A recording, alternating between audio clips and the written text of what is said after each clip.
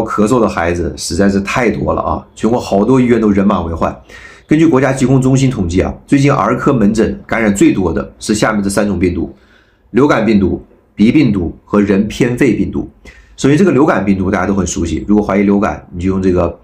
流感试剂盒测一下，一旦确诊了，用奥司他韦就可以啊。第二个就是鼻病毒，其实就是普通感冒啊，孩子会出现发热、鼻塞、流鼻涕、咳嗽、咽痛这些症状，这种就可以用小儿感冒宁颗粒啊。这个药它包含很多种中药材，有疏散风热、清热止咳的功效，主要就是用于小儿感冒发烧啊、鼻塞、流涕、咳嗽、咽痛这些症状。因为它里面含有焦三酰，所以对脾胃虚弱的小朋友啊更友好一些。像小孩子感冒了啊，舌苔发黄、挑食、睡觉老是踢被子，用它就更合适。而且说明书上写着出生儿都可以使用，但是家长要注意啊，这个药它是针对风热感冒的，如果你家孩子是风寒感冒是不能